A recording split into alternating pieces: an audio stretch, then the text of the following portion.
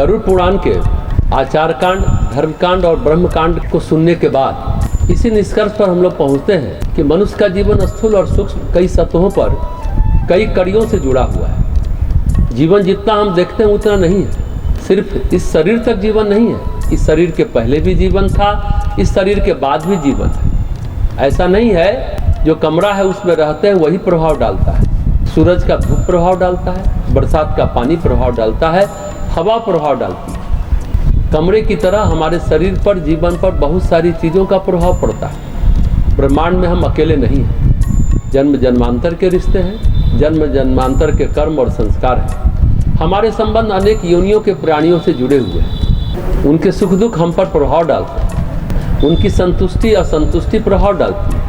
अपना कर्तव्य मानकर उन प्राणियों की सेवा करनी चाहिए। अपने आप उनकी अदृश्य सहायता, मार्गदर्शन, संरक्षण हमें प्राप्त होता है। जीवन है दिवस और मृत्यु है रात्रि।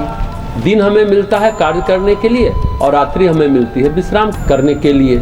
लेकिन दिन कहीं ना कहीं रात से जुड़ जाता है और रात्रि कहीं ना कहीं दिवस से जुड़ जाती है। दिन में हमने कोई कार्य किया और उस कार्य को अगर अधूरा छोड़ दिया तो रात के बाद दिन होने पर जगकर उसे पूरा करेंगे।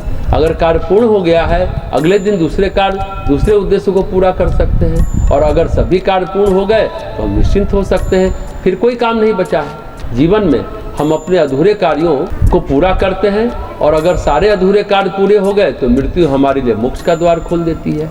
और अगर अधूरे कार्य पूरे नहीं हुए तो मृत्यु के विश्रांति के बाद फिर से उस अधूरे कार्य को पूरा करने के लिए जीवन धारण करते हैं, शरीर धारण करते हैं। जीवन है दिन, रात्रि है मृत्यु। जीवन और मृत्यु नितांत व्यक्तिगत है। जो अभी व्याख्या हुई वह सार्वजनिक थी। अगर किसी व्यक्ति विशेष की बात है तो वह व्यक्ति विशेष के कर्मों पर निर्भर करेगा। हम दिन में काम करते हैं तो रात में चैन से नींद आ सकती है, दिन में सपने भी आ सकते हैं और नींद हराम भी हो सकती है। रात में अच्छी नींद आ सकती है, रात में सपने भी आ सकते हैं। और ऐसा भी हो सकता है कि रात बीत जाए और हमें नींद ही ना आए, रात भर परेशान रहे, ऐसा भी हो सकता है। बस वैसे ही जीवन और मृत्यु है।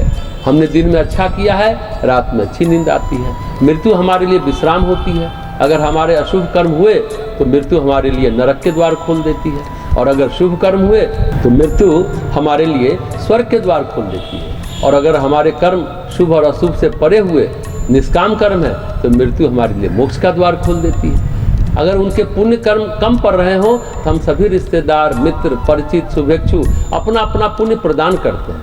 श्राद्ध यही है, श्रद्धांजलि यही है। आत्मा की गति अगर अवरुद्ध है तो हम सबों के पुण्य से आगे की यात्रा कर सकें।